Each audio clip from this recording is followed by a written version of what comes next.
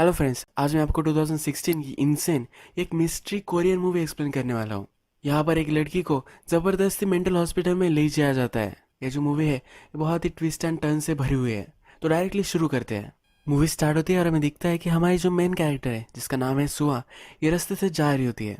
जाते जाते ही कुछ लोग उसे पकड़ लेते हैं और गाड़ी में डाल देते हैं। इसके बाद इसे मेंटल हॉस्पिटल ले जाया जाता है। इसे लोग वहाँ ले जाकर शॉक वगैरह देते हैं।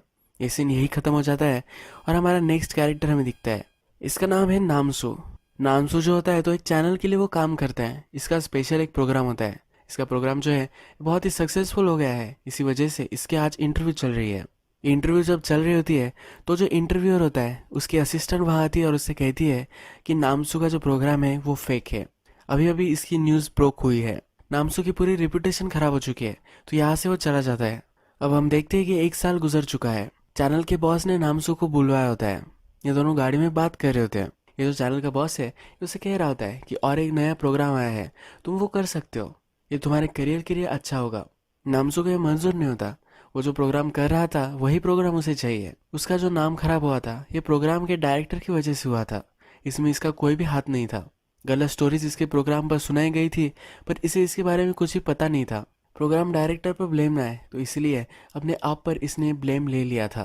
नामसू का यह प्रोग्राम करना नहीं होता, पर उसका बॉस उसे समझाता है कि कोई भी प्रोग्राम घटिया नहीं होता, तुम उसे कैसे एग्जीक्यूट करते हो ये इंपॉर्टेंट होता है। इसके बाद नामसू सोचता है और इसे करने के लिए एग्री हो जाता है। ये जो प्रोग्राम वो करने वाले होते हैं ये भूतों के बारे में होता है। भूतों की इन्वेस्टिगेशन वगैरह वो करेंगे और इस पर प्रोग्राम बनाने वाले होते हैं। अब नेक्स्ट सीन में हम देखते हैं कि नामसू नामसू का बॉस और उसके एक असिस्टेंट जो होती है ये सब डिस्कस कर रहे होते हैं। अब इनका जो प्रोग्राम है इसमें उन्हें कौन सी स्टोरी करनी है ये वो सिलेक्ट कर रहे होते हैं। इनके पास बहुत सारी फाइल्स वगैरह होती है, इसके बारे में वो बोल रहे होते हैं। नामसू को कोई भी पसंद नहीं आ रहा था। तभी वो एक जली हुई डायरी दिखता है। ये डायरी सुहान की होती है। सुहान ठीक थी पर उसकी मर्जी के खिलाफ उसे मेंटल हॉस्पिटल में डाल दिया है, ये इस डायरी में लिखा हुआ होता है। ये जो हॉस्पिटल था ये 1 साल पहले ही जल गया था, इसी वजह से ये डायरी भी जली हुई है। नामसू अब डिसाइड करता है कि उसे यही अब स्टोरी करनी है। उसका बॉस मान नहीं रहा था, पर वो बॉस को कहता है कि एग्जीक्यूशन इंपॉर्टेंट है। उसी का डायलॉग उसे ही देता है। अब सब टीम लेकर ये जले हुए मेंटल हॉस्पिटल में आते हैं। यहाँ पर थोड़े टाइम तक रुकते हैं, पर वहाँ एक आदमी बहुत ही डर जाता है। उसने किसी को वहाँ देखा होता है। जब नामसू इसे देखता है तो वहाँ एक जला हुआ आदमी होता है। इसे फिर वो हॉस्पिटल में लेकर जाते हैं। ये जो जला हुआ आदमी है ये हॉस्पिटल का ही नर्स था। जब सुहान मेंटल हॉस्पिटल में थी तब उसे इसने हेल्प किया था। ये सब डायरी में लिखा हुआ होता है। जब इसकी आइडेंटिटी नामसू को पता चल जाती है तो उसके पास हो जाता है। वो सुहान का नाम लेता है और उसे कहता है तुम्हें अगर कुछ पता होगा तो तुम ब्लिंक करना। ये जब सुहान का नाम सुनता है तो डिस्टर्ब हो जाता है।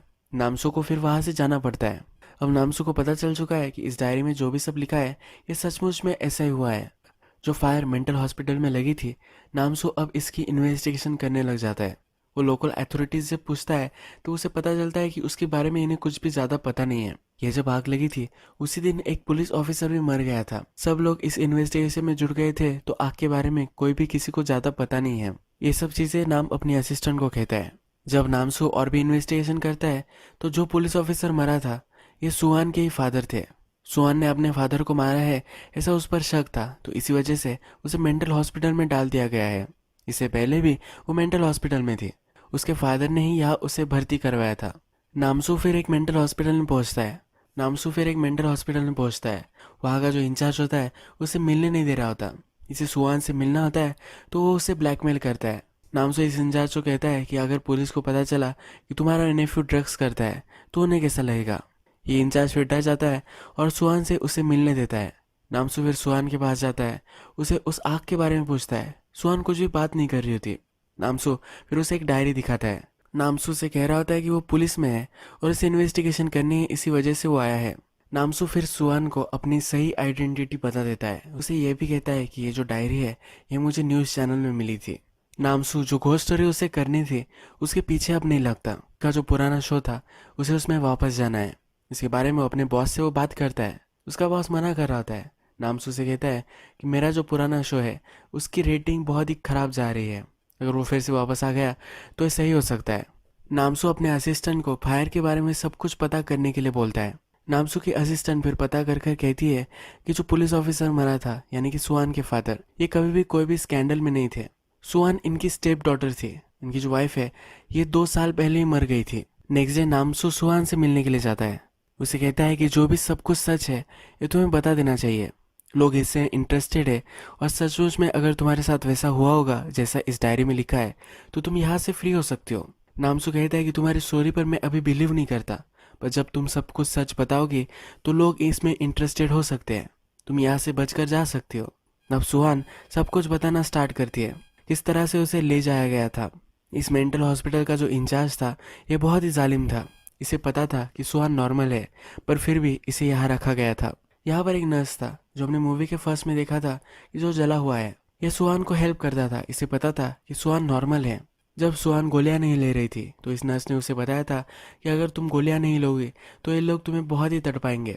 सुहान ने जब इसे बताया कि वो सचमुच में ऐसी पागल वगैरह कुछ भी नहीं है तो इसने उस पर बिलीव किया था। सुहान फिर बोली कि मुझे एक कॉल करने दो, इसके लिए मार नहीं रहा था। सुहान ने फिर एक नंबर लिया और उसके नोटपैड पर नोट कर दिया। वो बोली कि इस नंबर पर कॉल करो, कोई ना कोई मुझे हेल्प करने के लिए आ ही जाएगा। इस नर्स ने इसे यहाँ कहा था कि शार्प ऑब्जेक्ट इस मेंटल हॉस्पिटल में अलाउड नहीं है, तुम कुछ भी लीक नहीं सकते। इसके बाद जब सुहान मेंटल हॉस्पिटल में थी तो वहाँ एक औरत उसे मिली थी। इसने उसे पूछा था कि क्या तुम्हें यहाँ से बाहर निकलना है। सुहान भी इसमें इंटरेस्टेड हो गई थी। वो पागल औरत बोली थी कि यहाँ का जो इंचार्ज है इसके रूम में एक सीक्रेट डोरवे है, यहाँ से तुम बाहर निकल सकती हो। जब सुहान ने इसे पासवर्ड पूछा था तो ये कुछ भी बोली नहीं थी, ये पागल ही थी तो कोई भी स्टोरी मेकअप कर रही है ऐसा सुहान को लगा था। अब जो नामसू इन्वेस्टिगेशन कर रहा है तो इस पर और भी डाटा उसे मिल जाता है। यह नामसू को पता चलता है कि हॉस्पिटल का जो इंचार्ज था ये सुहान के फादर का जूनियर था। सुहान के फादर को कोई भी स्कैंडल नहीं चाहिए था, उनकी बेटी इंसेन थी, इसी वजह से उसने अपने जूनियर से हेल्प ली होगी। यही रीज़न होगा कि सुहान का नाम मेंटल हॉस्पिटल में जो पेशेंट्स थे इसमें नहीं था, या कुछ ना कुछ तो गड़बड़ थी, तो ये उसे एक्सप्लेन करता है। इसके बाद सुहान की मदर जब मर गए तो सुहान के फादर को यानी कि स्टेप फादर को अब बहुत सारी प्रॉपर्टी मिल गई थी। यह भी बहुत ही सस्पिशियस होता है। नामसू जब सुहान के पास फिर से आता है तो कहती है कि हॉस्पिटल का जो इंचार्ज था ये वहाँ के पेशेंट से अनैतिक शारीरिक संबंध रखता था। इस मेंटल हॉस्पिटल में रहना उसके लिए बहुत ही हार्ड था। इसके बाद हम देखते हैं कि नामसू और उसके असिस्टेंट अब पता कर रहे होते हैं अगर सुहान मेंटल पेशेंट नहीं थी तो उसे क्यों वहाँ रखा गया था। जब वे कुछ लोगों से बोलते हैं तब उन्हें एक लॉ के बारे में पता चलता है। अगर किसी आदमी के केयरटेकर्स उसे मेंटल हॉस्पिटल में भर्ती कराने के लिए साइन दे देते हैं तब उस आदमी की मर्जी के खिलाफ उसे वहां रखा जा सकता है। यह बहुत ही घटिया लॉ होता है और इसके खिलाफ लोग बहुत कुछ कर भी रहे होते हैं, पर अभी भी ये चेंज नहीं हुआ होता। कुछ लोगों ने इस पर आवाज उठाने की कोशिश की थी पर यह सब दबा दिया गया था। कुछ साल पहले हॉस्पिटल का जो इंचार्ज था उस पर एक इंक्वायरी बैठी हुई थी। इस इंक्वायरी को सुहान के जो फादर थे इन्होंने सब निपटा दिया था। इसी वजह से हॉस्पिटल का इंचार्ज इसको ओ करता था, इसी वजह से उसने इसे हेल्प किया था। अब नानसू को पता करना होता है कि हॉस्पिटल के इंचार्ज पर इंक्वायरी क्यों बैठी थी।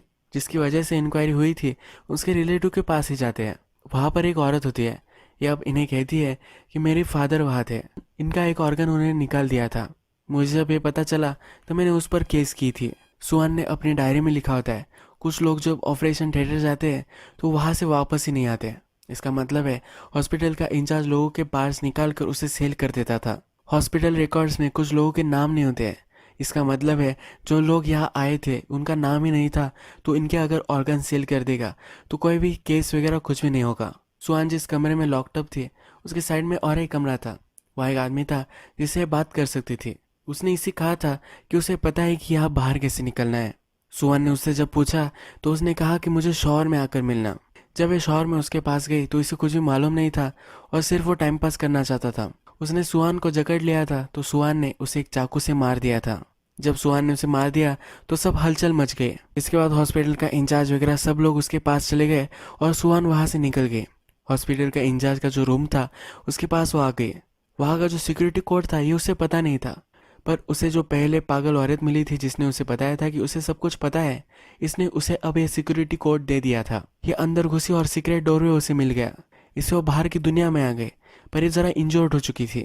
ये पागलों की तरह स्ट्रीट से घूम रही थी। ये पुलिस के पास गई और उनसे इसने हेल्प मांगा। इसे लगा कि पुलिस अब इसे हॉस्पिटल लेकर जाएंगे, पर इसे फिर से मेंटल असाइलम में ही लेकर गए। अब जो हॉस्पिटल का इंचार्ज था इस पर बहुत ही चिढ़ गया था। इसे फिर वो ऑपरेशन थिएटर में लेकर गया और इसके ऑर्गन निकालने वाला था। ये सब हम नामसू को पता चल गया है तो ये सब चीज़ें अपने बॉस को समझाता है। इसका बॉस भी इसमें इंटरेस्टेड हो जाता है। एक अच्छी स्टोरी बन सकती है।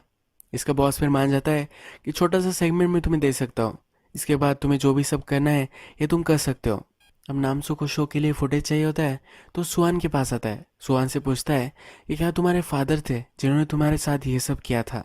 सुहान कहती कि मेरे फादर जब मैं छोटी थी तभी मर गए थे। कह रही होती है कि उसे कुछ भी याद नहीं आ रहा, इसकी मेमोरी पर बहुत ही ट्रेस आ रहा है। नामसू जो इंटरव्यू ले रहा होता है सुहान की, वो अभी यही वो ख़त्म कर देता है। जो जला हुआ नर्स था जो इन्हें सब कुछ बता सकता है, यह भी हॉस्पिटल से फरार हो जाता है। अब इनके पास बहुत ही बड़ी प्रॉब्लम हो जाती है। नामसू सुहान से फिर से मिलने जाता है तो सुहान अब इसे डिनाई कर देती है। इसके इंटरव्यू में वो क्वेश्चन का आंसर नहीं देना चाहती। नामसू अब डिसाइड करता है कि सुहान को कुछ भी याद नहीं आ रहा, हम उसे हेल्प कर सकते हैं कुछ भी याद दिलाने के लिए। उसके बॉस ने उसे जो स्पेशल सेगमेंट दिया होता है जिसमें उसे सब कुछ स्टोरी बतानी होती है, उस सेगमेंट पर वो आता है और कुछ भी नहीं बताता।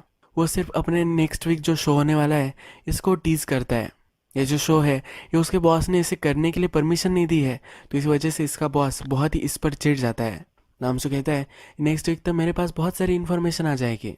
उसका बॉस उसे धमकी देता है कि अगर तुमने मुझे कुछ भी इन्फॉर्मेशन नहीं दी तो ये बहुत ही बुरा हो सकता है।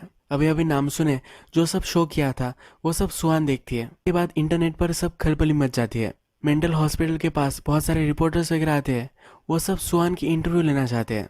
नामसू भी वहाँ होता है। अंदर से एक आदमी आता है और नामसू का नाम लेता है। अब सुहान नामसू से बात करना चाहती है जो इंटरव्यू दे नहीं रही थी, अब वह देने के लिए रेडी है। नामसू सुहान के पास जाता है तो कहता है कि जो नर्स था वो हॉस्पिटल से भाग गया है।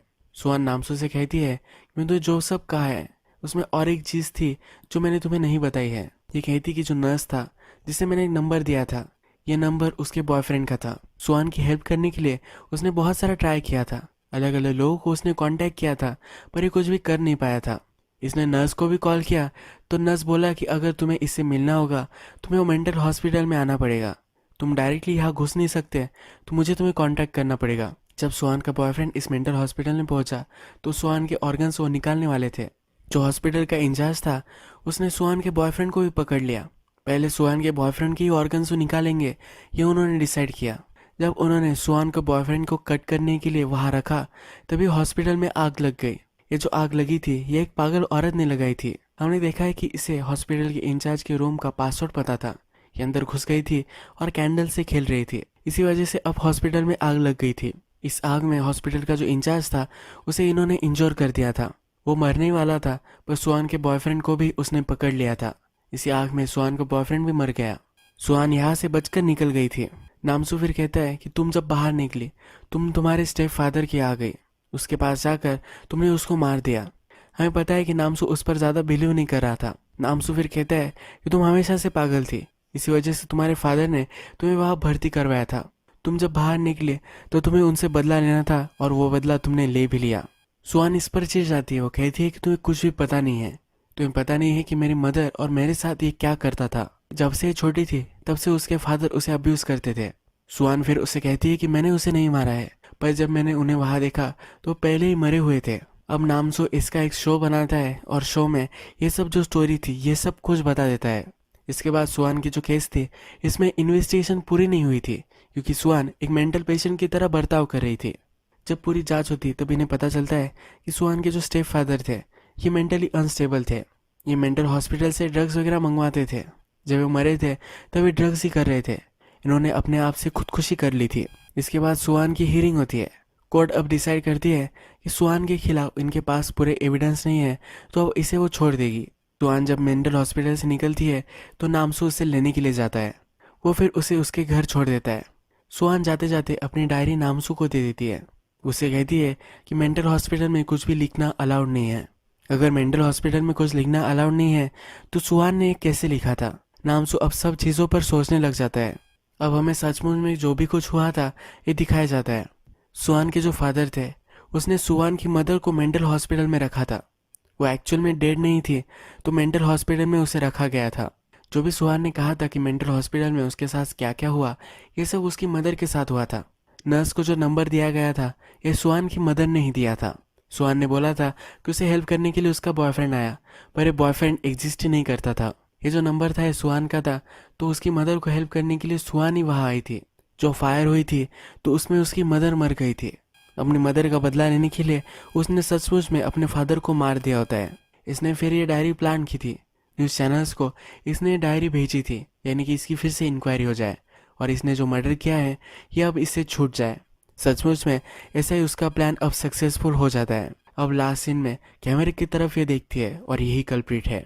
यही मूवी एंड हो जाती है। अगर आपको ये वीडियो अच्छा लगा होगा तो प्लीज़ इस वीडियो को लाइक कर दीजिएगा। मैं बहुत सारी ऐसी मूवीज़ लेकर आता रहता हूँ, तो प्लीज़ इस चैनल को सब्सक्राइब कर दीजिए और बेल नोटिफिकेशन आइकॉन दबाना भी मत भूलिए। हम फिर से मिलेंगे और एक नई मूवी के साथ। तब तक के लिए थैंक यू और आप अपने आप का ख्याल रखिए।